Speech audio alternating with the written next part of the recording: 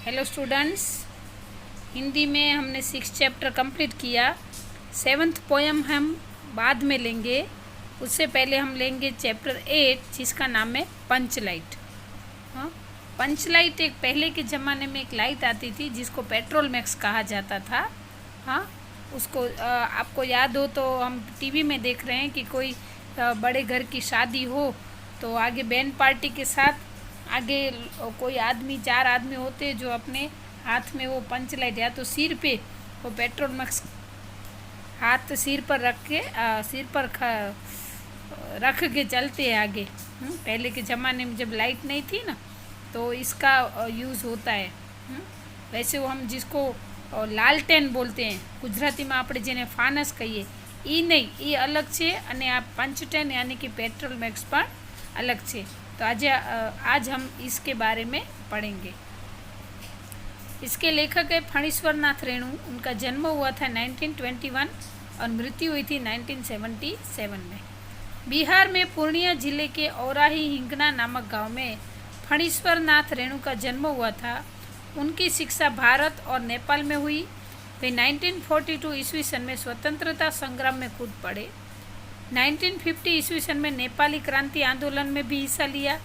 सही मायने में रेणु जी कर्मशील शाश्वत थे। 1952 से 53 में भीषण रूप से रोगग्रस्त रहने के बाद लेखन कार्य की ओर झुके। रेणु जी ने हिंदी में आंचलिक कथा की नींव रखी। बेमिसाल आंचलिक उपन्यास मेला आंचल को गोदान के बाद दूसरा सर्वश्रेष्ठ उपन्यास घोषित किया गया। परती पारी कथा, जुलूस, दीर्घ तपा, कितने चौराहे, पटलू बाबू रोड आदि गणमान्य उपन्यास है।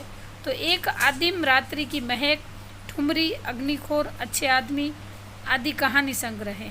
रेणु जी ने ऋणुजल, धनजल, नेपाली क्रांति कथा, वन तुलसी की गंध, श्रुत अश्रुत पूर्व नामक रिपोर्टाज यानी कि रिपोर्टिंग भी लिखे। उसकी कहानी मारे गए गुलफाम से तीसरी कसम नामक फिल्म से बनी। अग्निखोर, अच्छे आदमी आदि प्रमुख कथा संग्रह है। रेणु जी को पद्मश्री पुरस्कार से सम्मानित भी किया गया। अभी थोड़ा लेखन के बारे में मतलब कि लेसन के बारे में हम पढ़ेंगे। पंचलाइट रेणु जी की गिनी चुनी प्रसिद्ध कहानी में से एक है। पंच के न्याय, दंड, जुर्माना, नई चीज के आने पर धर्म, ध्यान और कीर्तन के माध्यम से ग्रामजन का बखूबी चित्रण हुआ है। गांव के अनपढ़ लोगों में अज्ञान, जातिगत द्वेष को उजागर किया है। गोधन पेट्रोल मैक्स चलाता है तो टोले की इज्जत बच जाती है। समान रूप गुनाहों को जातिगत पंचायत माफ कर देती है। सबके हृदय में नया प्रकाश भर जाता है। मैं स्टूडेंट्स इसमें ये जो लेसन है उसमें ग्राम्य जीवन का वर्णन किया गया है कि गोधन नाम का एक आदमी था जिसने गुनाह किया था। हाँ, तो उसको सज़ा होने वाली थी, लेकिन गांव में पेट्रोल मैक्स चलानी थी तो किसी को पेट्रोल मैक्स चलाना आता नहीं था। लेकिन गोधन को सिर्फ वो कैसे जलाना है वो उसे पता था और फिर वो पेट्रोल मैक्स चलाता भी है। तो उसकी खुशी में उन गाँव वालों को लगता है कि जैसे गोधन ने गांव वालों की इज्जत बचा ली है, इसलिए उसकी सज़ा माफ़ की जाती है। हाँ, उसको जो दंड मिलने वाला था उसके बदले उसको फिर माफ़ी दी जाती है।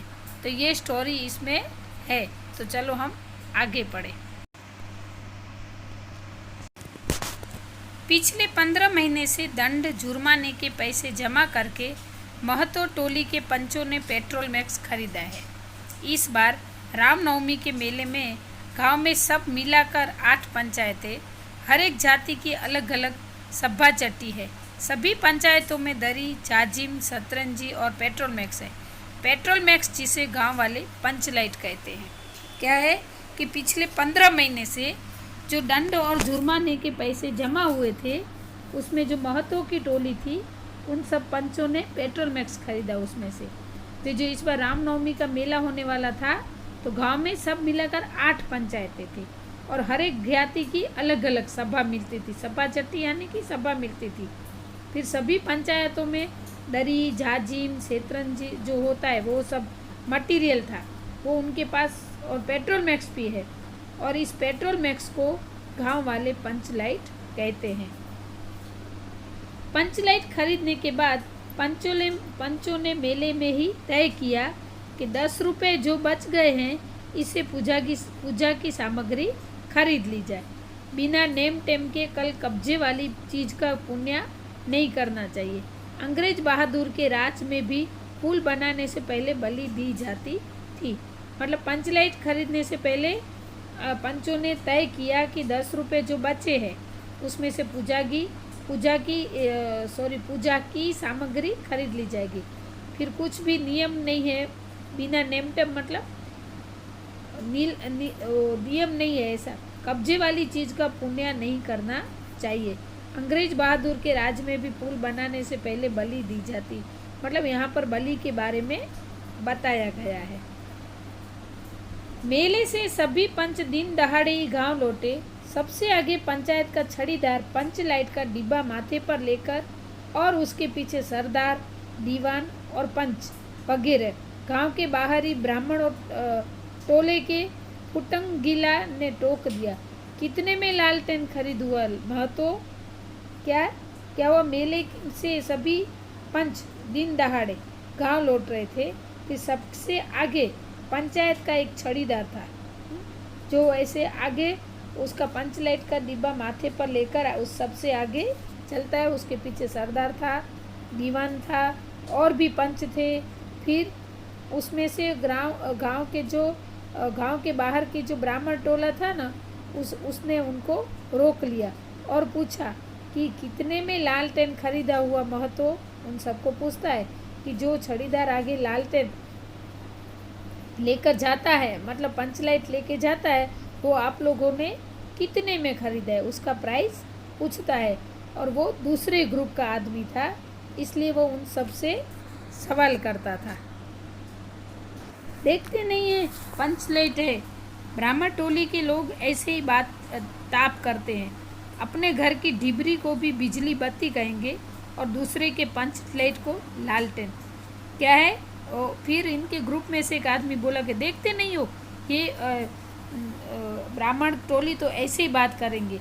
अपने घर की ढिबरी यानी कि स्टूडेंट्स आपको पता होगा कि अभी तो नहीं है, अभी तो मोमबत्ती जला लेते, लाइट जाती है तो मोमबत्ती या तो इन्वर्टर होता है। और सबसे ज़्यादा तो बात ये है कि लाइट जाती नहीं है बहुत जल्दी। तो पहले क्या होता था, जो कांच की बोतल होती थी उसका ढक्कन होता है, लोहे का होता था, तो उसमें छोटा सा होल करते हैं, उसमें डोरी डालते हैं और जो ये है ना कांच की जो बोतल होती थी ना, उसके अंदर केरोसिन डालते थे, यानी मिट्टी का तेल। फिर वो जो डोरी थी वो पूरी ऐसे उसमें डूबी हुई रहती है, किसमें? केरोसिन में। और फिर उसको जलाते थे। तो ये क्या है कि ब्राह्मण टोली है वो कैसे बात कि अपने घर की ढिबरी को, मतलब उस ढिबरी को भी बिजली की बत्ती कहेंगे और जो हमारी पंच लाइट है उसको वो लालटेन कहते हैं, क्योंकि लालटेन थोड़ा डाउन होता है और उससे ज़्यादा पंच लाइट होती थी। इन लोगों को ऐसा होता है कि ये हमारी मजाक उड़ा रहे हैं। टोले भर के लोग जमा हो गए। औरत, मर्द, बूढ़े, बच्चे सभी कामकाज छोड़कर दौड़े आए। चल अपना पंच लाइट आया है, पंच लाइट। सब लोग गांव में लोग टोले भर में मतलब ग्रुप में जमा हो गए। औरत, मर्द, बूढ़े सभी कामकाज छोड़कर दौड़े और चलो अपना पंच लाइट आया है। छड़ीदार अग्नु महतो रह कर लोगों को चेतावनी देते, हाँ जरा दूर से छूछा मत करो, ठेस न लगे। मतलब जैसे गांव में नई कोई चीज़ आई है तो सब लोग खुशी उसको देखने के लिए आते थे और वो लोगों को छूने के लिए मना करते थे। सरदार ने अपनी स्त्री से कहा, सांझ को पूजा होगी, जल्दी से नहा धोकर चौका पीढ़ी लगाओ। सरदार अपनी पत्नी को कहता है कि सांझ को पूजा होगी, जल्दी से नहा धोकर चौका मतलब खाना बना लो। ऐसे टोले की कीर्तन मंडली के मूलघेन ने अपने भगतिया पक्षकों को समझा कर कहा, देखो आज पंचलेट की रोशनी में कीर्तन होगा।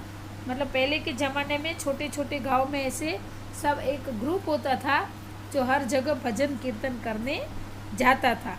तो सब ऐसे खुश थे कि जैसे कोई नई चीज़ आई थी।